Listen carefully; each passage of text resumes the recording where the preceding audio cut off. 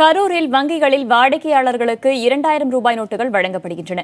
இதுகுறித்த கூடுதல் தகவல்களை அங்கிருக்கும் நமது செய்தியாளர் கண்ணனிடம் கேட்கலாம். கண்ணன், கரூரை பொறுத்த வரைக்கும் வங்கிகள்ல மக்களுடைய வருகை என்பது எந்த அளவுக்கு இருக்கு? பணத்தை மாற்று கொடுக்கும் பணி எந்த அளவுல இருக்கு?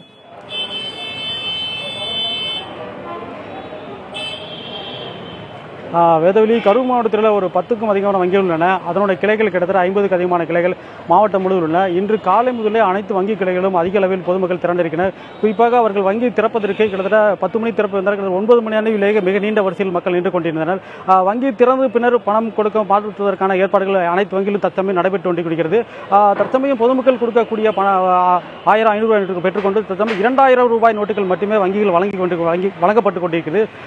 குறிப்பாக அனைத்து வங்கிகளும் இந்த 2000 ரூபாய் நோட்டுகள் வழங்கப்பட்டாலும் அந்த 2000 ரூபாய் நோட்டுகளை பெறும் பொதுமக்கள் அந்த பணத்தை திருப்பி செலவழிக்க முடியாத சிரமங்களுடன் கூறுகின்றனர். இது குறித்து நம்ம பேசுவதற்காக கரூர் மாவட்ட பெட்ரோல் பங்குகள் சங்க தலைவர் ராமசாமி அவரிடம் பேசுவோம்.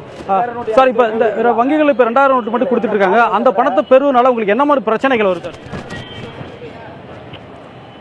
என்னுடைய பெயர் ராமசாமி, கரூர் மாவட்ட பெட்ரோலிய வணிகர் சங்கத்தின் தலைவர்.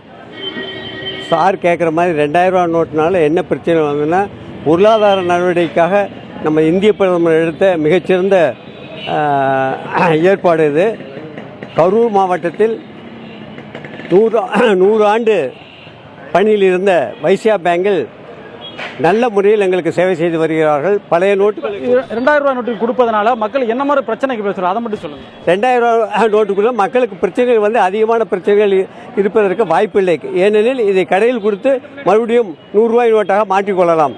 நாம் எதிர்பார்த்தது போல் மிகப்பெரிய பிரச்சனை ஏதும் இல்லை.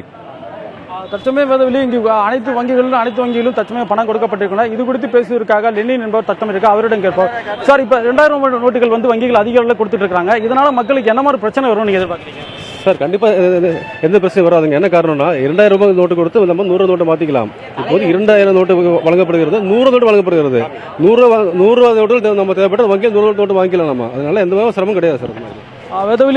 வேதவெளி நம்ம இப்போ பேசி கொடுத்தபடி அதிக அளவில் கரூர் மாவட்டத்துக்கு 2000 நோட்டுகள் கொடுத்தப்படுகிறது. மிக குறைந்த அளவில் 100 ரூபாய் நோட்டுகள் வங்கிகளிடம் அளிக்கப்பட்டதாக கூறப்படுகிறது.